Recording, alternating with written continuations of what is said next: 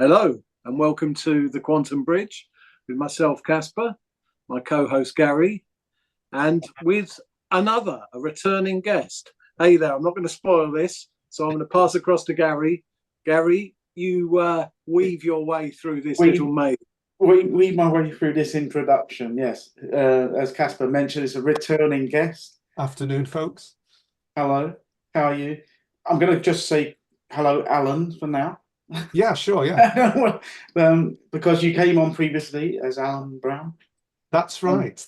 And it is my name, and it's no secret. But I just because basically my book, my online novel, Quinn's Abduction, is under the name Alpine. So that's one reason I wanted to have an internet presence, or more of an internet presence, with that name. So it makes sense. But also, I mean, it happens to be an anagram of pineal, which is I find to be quite fitting for the themes I like to orient my work around. There we go. It's also your X profile name. Yeah, not in the previous one, but X was in the social media account. Yeah. So yeah. So you come back. The last time we did a bit of revolution versus evolution. We sort of discussed that topic, and I think it's a big thing for you. Is this whole thing about imagination? Yes. So, I mean, I know you've got some notes, so we'll let you get on a roll and get that started for us. Well, basically, yes. The whole thing is, I've been, like many people, trying to think about ways in which I can live and work a little bit more authentically than just doing the sort of typical grind, working for a big company or something.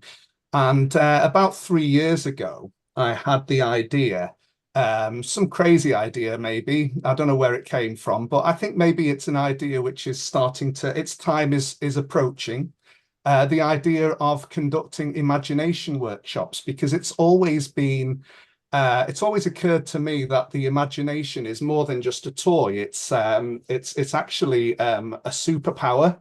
It's always been one of my favorite toys since a child, but as I've got older and as I've become more and more interested in esoteric matters and paranormal things and the unknown and the unseen, it's occurred to me that it's probably pretty much the only thing that's going to actually get us out of making the mistakes we keep making in the past, the revolutions, if you like, you know.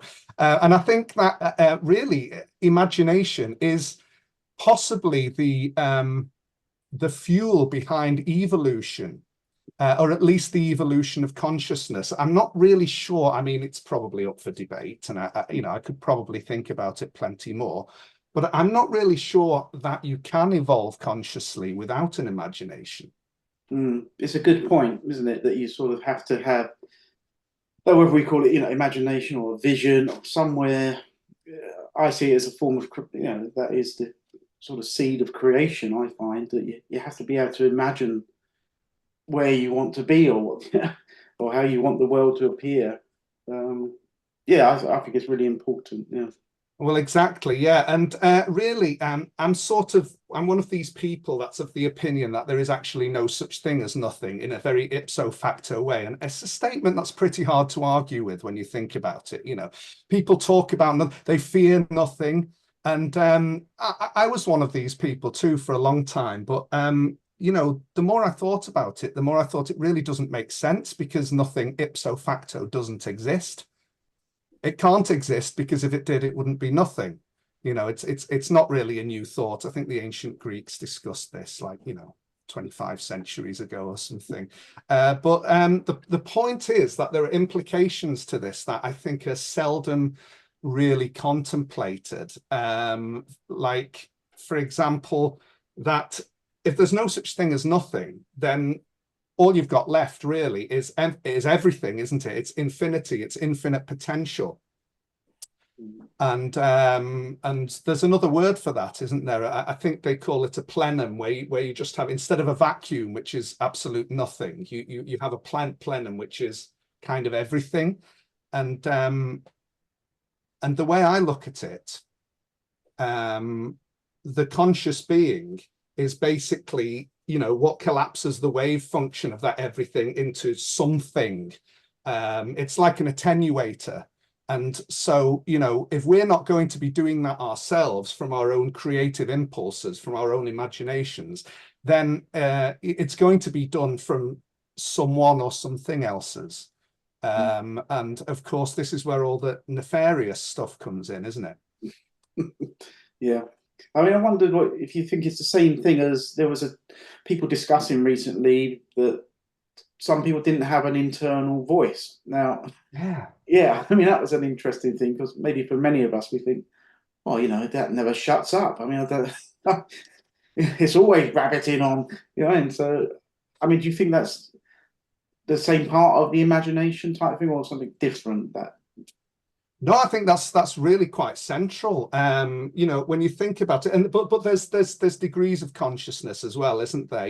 There's the consciousness of simple animals, and of plants even. And I mean, you could talk about the consciousness of things like crystals as well, but that's probably for another time. It's not really something I've meditated on too much. And then you've got, there's a difference between the consciousness of animals and the consciousness of humans, in that we've got a much more self-reflective consciousness, haven't we? We're aware of being aware.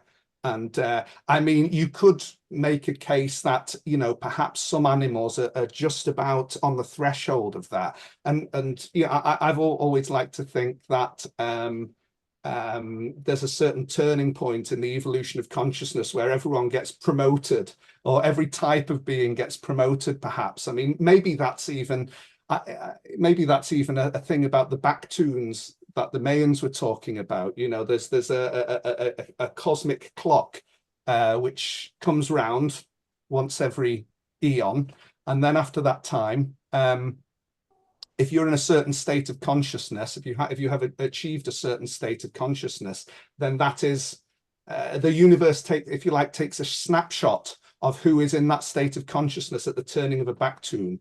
And you get, for example, you might see, there might be some cats and some dogs and some dolphins and things which are pretty much there at the self-reflective stage. And then, who knows, if you're talking about reincarnation, then it's possibly their time to actually start exploring that little corner of infinity which we've been exploring. And then, of course, you've got humans who might have only just been promoted to this. I mean, I don't want to call it a Premier League. It's probably like, sort of a Division 4 or I don't know where, so somewhere, one of the backwater leagues of consciousness, and that there's plenty more to go after that, I would have thought. Am I making sense? Yes. Yeah. I think, I would say that a lot of us now realize it's either a never-ending well, i.e., you never get to the bottom, or you never get to the top, whichever you want to look at in a dualistic metaphor. It's never-ending. Yeah.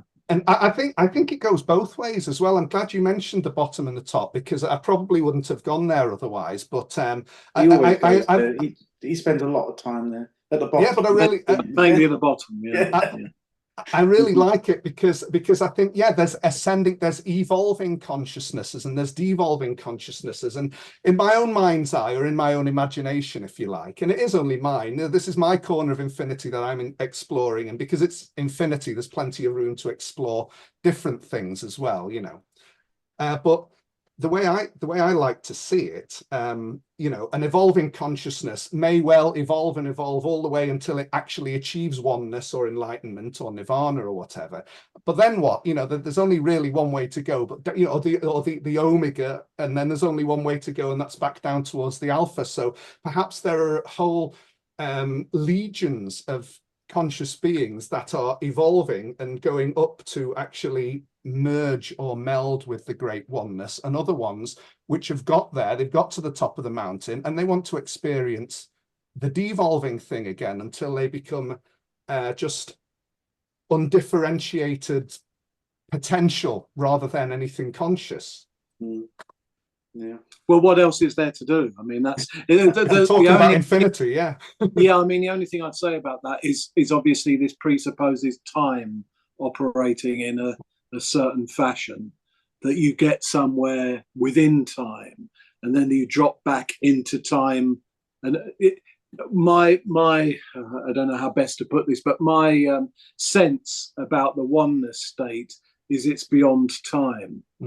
So to have in that state an idea of having a time-bound journey is, and what would have that idea, when it already knows everything, all potential. So it's just that, yes, absolutely. I sort of do feel that we're here at exactly this timing, talking about this at this timing, purely because it's so bloody boring being the all that is, It's great for a moment in time, but once you realize what your true nature is, to just sit and sort of fester in that wonder for infinity or eternity, there's something to be said for being a human struggling in the human condition. I know Gary won't like that I've said that, but there you are, mate. I know. I do think it's an interesting thing, because Casper sent me a conversation with Andrew Tate, and I don't know who that other guy is, Casper, but yeah, Michael Francesi, I think. Yeah, there you go. Yeah, or Francis, if American audience. Yeah, that was it, and it just made me. There was something he said, which is this thing of that you. He didn't say it, but it's how I perceived it. You sort of always want what you haven't got. So kind of like now, Andrew was at the, he had everything, the flash cars, the money and everything. He was now considering that suffering in jail might mix his story up a bit, because he knows where it's currently going, So it's like, maybe he's nuts, or maybe he's just like, well, just change up the story. So and I was thinking, so a lot of us will say, well, we want the money and the fast cars because we don't have that bit. But then once someone like that has got there, he's kind of like, well, I've done that now. It's boring, sort of thing. So there is that way of thinking, I suppose. I've often thought that might be the case with the concept of heaven as well. You can have your idea of heaven as somewhere where all your egoic whims get kind of met. But then what? I mean, you'd have to, the minute you were there, it wouldn't be heaven anymore. If you were in a place where all your egoic whims were being met, well, not only would you eventually start to suspect, I reckon, that your whole soul was degenerating in some way, simply because there's no beat, there's no pedal to the metal, there's no grind. What are those little grindstones? There's no little, or there's no friction. There's no friction, exactly. Yeah, that's kind of what I was trying to say. There's no friction, and so you'd have to. Let's say that you were in this, and then you suddenly realized, oh my goodness, thank the Lord, I'm in heaven. But then what? You'd have to place. It wouldn't be heaven anymore. You'd have to, if you wanted to do anything else, if you wanted to explore anything else, you'd have to put heaven beyond you again, wouldn't you? You'd have to say, right, what's the new heaven for those that have attained heaven? And that requires an imagination, doesn't it? It's no good someone else telling you what it is, because you might say, sort of sitting on clouds, playing harps, whatever. I mean, it's just one crass and obvious example. This doesn't really appeal, or whatever someone else's idea of heaven is. Well, it's also the other thing to throw into this mix maybe is the idea of surprise. You see, the only thing in the end that actually has any value at all is surprise. And the reason that I say that is, in the all-knowing and all-seeing and all-dancing and everything state, the one thing that is missing is surprise. And the one thing we have more than enough of down here is surprise. Oh yeah, we're not short of that, are we? I think Alan Watts said something similar, didn't he, in one of his lectures? I don't know if you ever heard Quite that. Possibly. I'm a massive fan of Alan, so I liked his book in my own way. Even the title is such a wonderful play on words. So and also he lived in Chislehurst in southeast London, where I lived for a while. So I very much like Alan Watts. Yeah, I think well, he was just saying, you know, I mean, suppose you did have, you know, like so the Big Bang, and you know, you literally you were an all-powerful being, you know, just from the perspective of an all-powerful being, of the ultimate supreme creator, and you create a universe, and then you know you're sort of just doing everything and making everything exactly how you want it to be, and then you've got everything exactly how you want it to be. And then what do? You at some point you create a big button with the word "surprise me" on it. That's right. That's right. And it's years since I've seen that, and I loved it at the time because it resonated so deeply with my own sort of machinations and so on. So yeah, absolutely. What a fantastic, and I love it because he managed to inject that wonderful humor of his into it as well. So yeah, Yeah. but it's absolutely true. I'm afraid that you know, people want this oneness thing, and totally understandably, particularly now, you know, even I yearn for that feeling, despite knowing that it doesn't really deliver. It absolutely delivers, and it over delivers, and it's more than anything you could ever want and expect by its But it very delivers nature. outside of time, you see, like you made the very good point. Because it delivers outside of time, you probably do get a taste of it every night, just as soon as you nod off to sleep. Yeah, And yeah. otherwise, we just wouldn't be able to cope with all this crap, you know?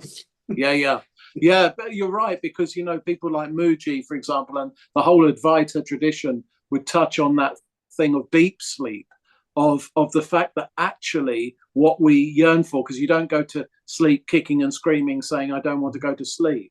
So what you are yearning for is that sort of time spent in the nothingness, that great reset that we get every night, the real reset, you know, far beyond the physical form. So yeah, I totally, yeah, I'm with you. So, and it can't be experienced, which is why, you know, in contemplating death as well, it's the whole thing. It's like, oh, oblivion. Oh, how terrifying is that? Well, it's not that terrifying, because, you know, I fish out a calculation and I discover I've actually experienced oblivion some 18,000 times in this incarnation, you know. Even in this incarnation, that's right. And of course, it's only ever ego death. I mean, this form that you're in now, unless we drop dead, one of us, I hope we don't, at this particular second, the thing thinking about death will never die anyway. It's dying all the time. I mean, this physical form is shedding, dying. Yeah. It's just the, you know, I mean, I've always been quite amused by the fact that the word "on" is so close to "om," you know, which is supposed to be the background, you know, the first, you know, the you know, sort of the primal noise, sound, the primal sound, yeah. So yeah, that's right. There is definitely this sort of universe hum. I mean, whether that's a black hole beckoning us into that oblivion, but you know, again, even that oblivion, there has to be the reverse. Yeah, it can't be experienced anyway. So there's just it's irrational, in my opinion, to be afraid of it. And yes, of course, that doesn't mean to say, I mean, I'm an irrational being too. There are times when it contemplating it is scary. But then the more, but the thing is, I find you go to the other side and you just think, you know, it's just, it cannot be experienced. There is no such thing as nothing, and it's really very hard to refute that from a logical point of view. Yeah, the only thing I would say about the nothing aspect that we're touching on, and I appreciate your thing that, of course, the moment nothing is something, it's no longer nothing. I like that bit, by the way. But it's also that the nothing has to be not present to birth the something. Yeah, so exactly, there is only one reason for the nothingness, and that's that there can be an everything. But the thing about the everything is actually the everything is nothing, because what gave birth to it was nothing, therefore it can't be something. So actually what we're all experiencing now at all times in all places is nothing. Yeah, it's the God of the gaps, if you like. Yeah. Yes, and the bits in between, though, because my point being that it's not just God of the gaps, it's the God of the lot, because actually there is nothing other than no thing. Yeah, well, which brings us back to the whole thing that I said at first about the plenum, you know, about the fact that nothing being a plenum. And if that's the case, to me, I like to imagine it like a very simplified version of this might be, you know, how before, you know, we all downloaded our computer games from the cloud or whatever. You know, you might have got a full game on a DVD. Like I remember getting I don't know, Skyrim or something like that on a big DVD. Cassette tapes for us.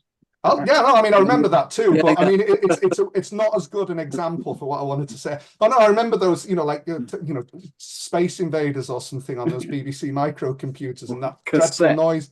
Yeah, and those dreadful noises they used to make, and then Dad would come in clumping his feet, and you'd have to rewind the tape again because the vibration would make the computer not understand what was being fed into it, No, but anyway, so you've got all the permutations of the entire game. This is a game, say, just take Skyrim, for example. It's a game which you could play for hundreds or thousands of hours and not have the same experience, And yeah, it's all there, isn't it, on one little disc?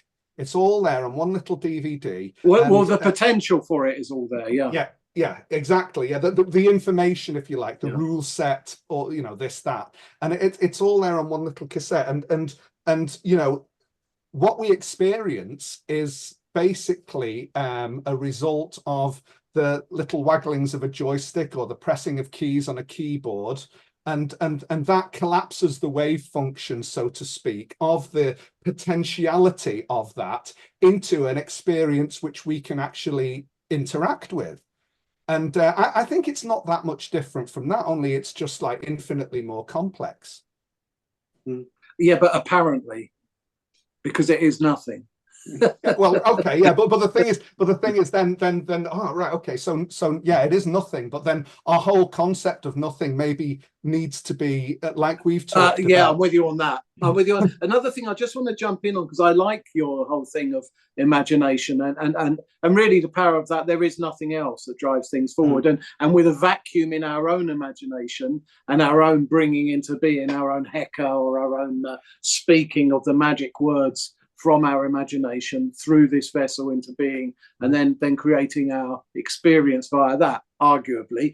I love this sense of talking, or this idea of talking about imagination, because it sort of touches on that area of fiction and non-fiction. I don't necessarily just mean books and so on, but just for a moment, if we touched on the aspect of books, that there's these two areas. There's non-fiction stuff and there's evidently fiction. Well, of course, I don't believe for a second there is anything such as fiction, because once it's imagined and brought into being, actually in some respects it's no longer fiction anyway. And that's sort of this same thing with imagination, that it's like it's somewhat downgraded by people, not by you obviously, but by generally it seems to be that that's a thing of imagination, don't get too wrapped up in that, or your head's in kid stuff. Yeah, whereas actually that's the magic of existence. Oh yeah, definitely. I agree, and that's what the whole idea of imagination workshops is about. I certainly don't. I don't want. I wouldn't want anyone to think, if they attended, if and when they attend such an imagination workshop, that I'm there kind of lecturing people. This is how you imagine things. That's not the point at all. The point is, our imaginations have been atrophied. To a certain extent, quite deliberately, I would suggest. But you don't. We won't get much argument here against that. Yeah, exactly. Yeah, it's all very convenient, isn't it? And all the technology which has advanced the most impressively in our lifetimes has been the kind of technology which has atrophied our imaginations.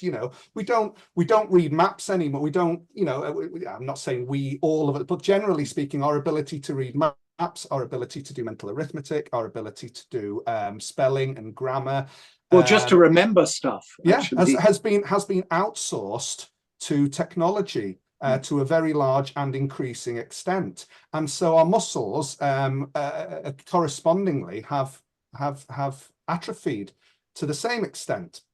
And we need to start exercising those muscles again, really, those imaginative muscles, and that is the way I was just going to say one quick thing about that. You can flip that slightly, Al, just in the sense of we've now seen that everything is accessible.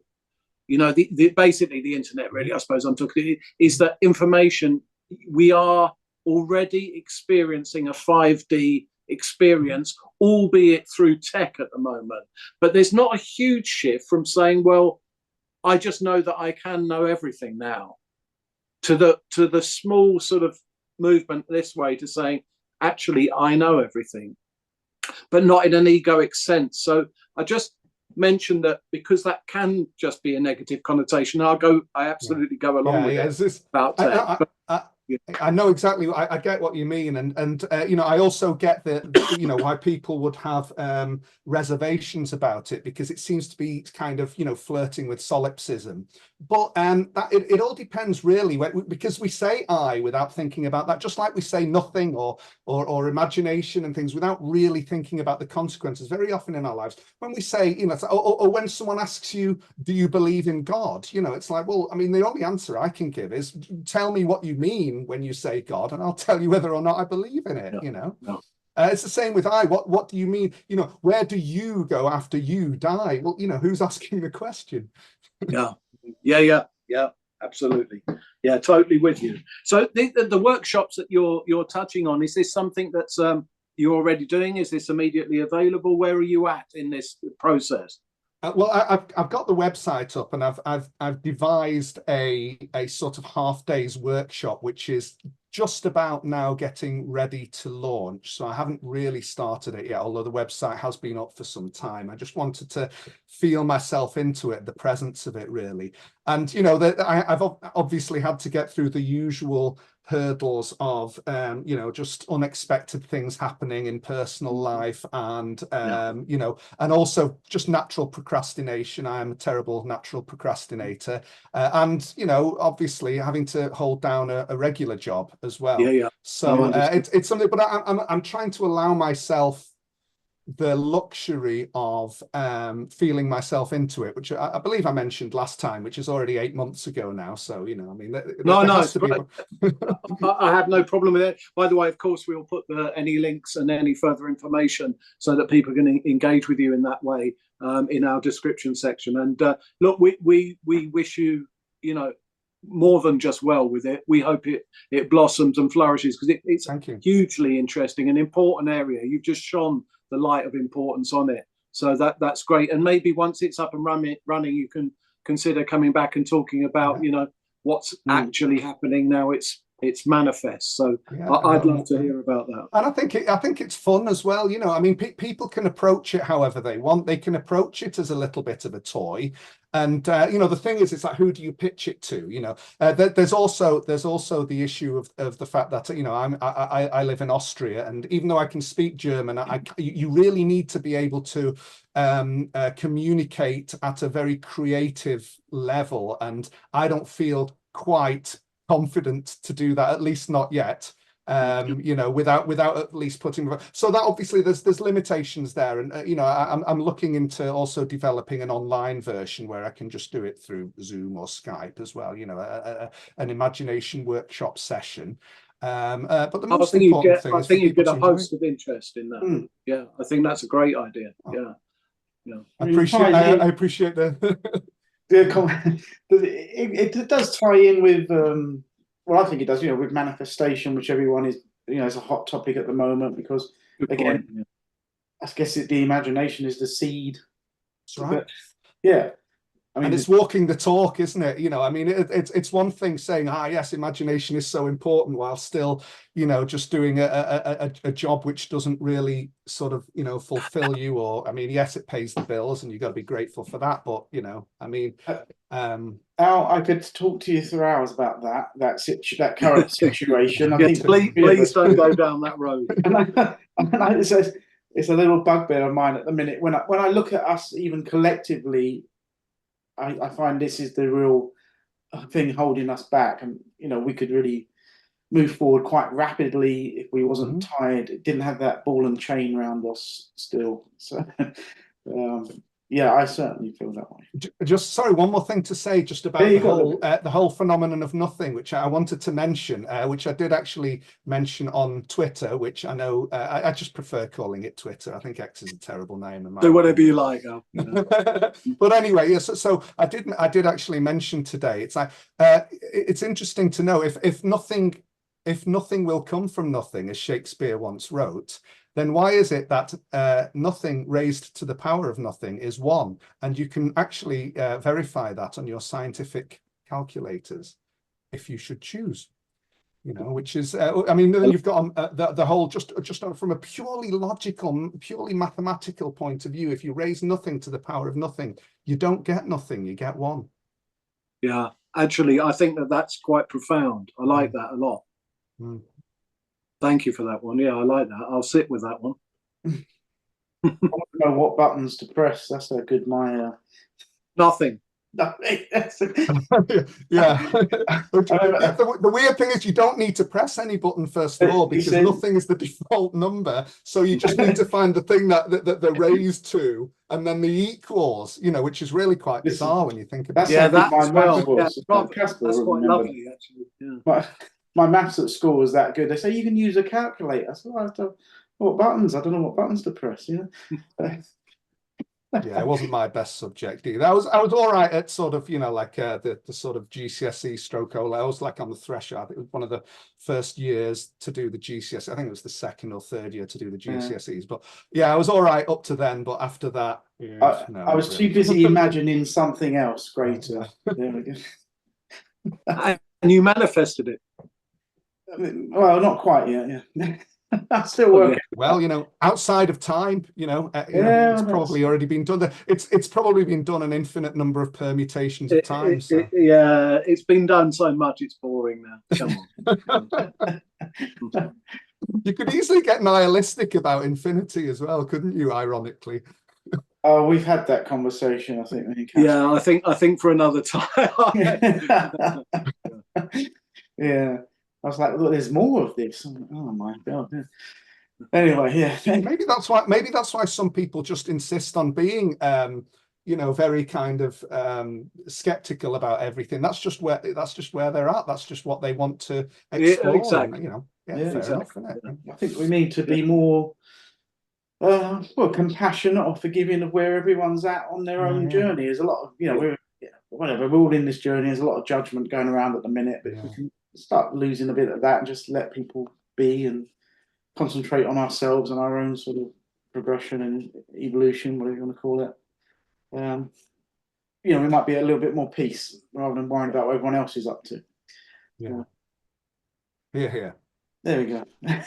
On that note, Al, we should call it a day for another time. And hopefully you'll join us again once you feel you're really up and running with everything. In the meantime, you do have like you say, a website. You have that. The two websites, actually. I've also got quinsabduction.org, which is the online novella which I wrote. It's just exactly 10 years ago now. And you can read the first 2 chapters of that for free on there. Oh, that's good. Yeah, if you feel like being entertained by, you know, some sci-fi. Brilliant. Excellent. There we go. We'll put all the details in the description of the video. Thank you very much once again. And thank you. It's been a pleasure talking to you two again. Yeah. Likewise, Al. Thank you for joining. Yeah. Enjoy the rest of your day. All right, you too. Have a nice weekend. Okay. And you. Nice to see you again. Bye-bye. You too. Bye.